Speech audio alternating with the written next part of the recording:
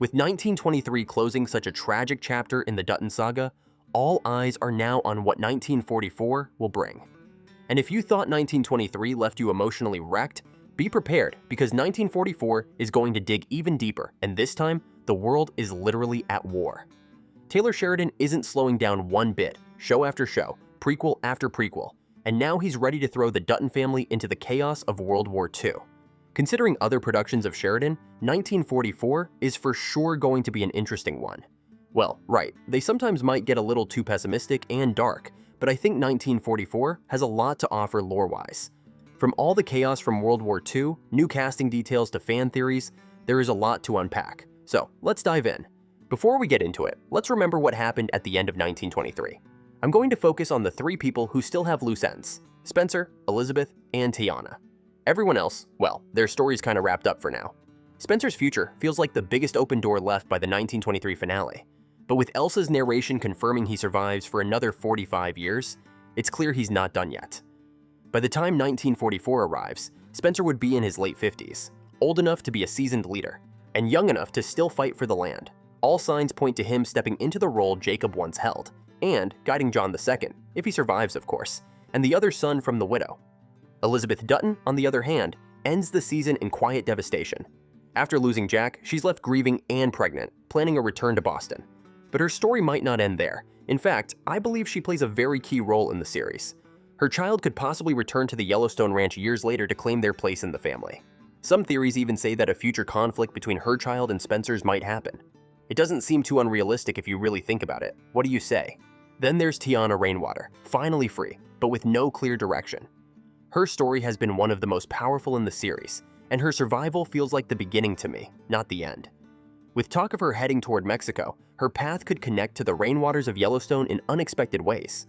She may not be tied to the ranch, but her journey deserves to be followed, wherever it leads. Her lore is one of my favorite among the show. After her escape, even I felt relieved for her. Didn't you feel the same?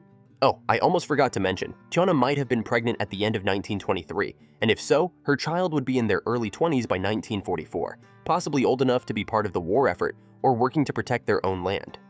We could even see the origins of the Rainwater family as we know them today. Tiana's story represents survival in the face of cultural genocide.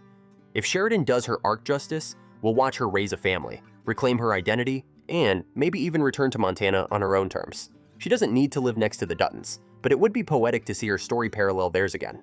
Like I said, it's World War II. That means every character is going to be affected. Either they're fighting overseas or dealing with the fallout back home. The war will probably hit the ranch in a big way. Young men being drafted, cattle supply chains disrupted, economic strain, emotional trauma, and a lot more than I can count, all of it will show up. Imagine John II, probably in his 20s now, heading off to serve. Maybe Elizabeth's son stays behind, trying to keep the ranch running. Or maybe the roles are reversed. Let's not forget about Spencer's son from the widow. What role could he have? Maybe someone dies. This is Taylor Sheridan we're talking about. Of course, tragedy is always around the corner. But I also hope it is not just about the wrath of the war. I want to see the ranch's resilience shine through as well. The Duttons have always been about protecting their land at all costs after all. By the way, I have heard a lot of rumors saying Spencer is at the heart of the show. He's expected to take over the ranch following the eventual deaths of Jacob and Kara. Here's the thing, there's been talk of Matthew McConaughey and Kurt Russell joining the Yellowstone universe, and 1944 might finally be where it happens. The rumor has it that Kurt Russell could be cast as the older Spencer, but there is still nothing official. There is also a possibility that they'll be brand new characters, seeing Kurt as a rugged Montana businessman trying to take over the land. And Matthew? I could easily see him as a morally gray war veteran, who either sides with the Duttons or tries to bring them down. The possibilities are endless. What are your guesses? Now getting into the burning question, when can we expect 1944 to drop?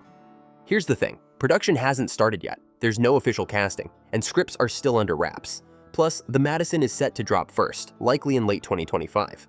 That means we probably won't see 1944 until spring of 2026 at the earliest. Why spring? Well, 1883 and 1923 both had winter, spring releases, and Sheridan seems to like that seasonal window for his prequels. It also gives them time to wrap post-production and build hype after the Madison has its moment. So yeah, spring 2026 is a safe bet. And obviously, there's no trailer yet. But when it does arrive, we'll likely see sweeping shots of the Yellowstone Ranch, now changed by war. Perhaps new cast members will be introduced. We'll probably see a lot of military uniforms, maybe someone getting drafted. Basically, expect chaos. That's all I'm going to say. Will you be watching 1944 when it drops? If so, what's your wildest theory about the show? Drop your thoughts below, and don't forget to subscribe for all the latest Yellowstone universe updates. If you enjoyed this video, check out this one next.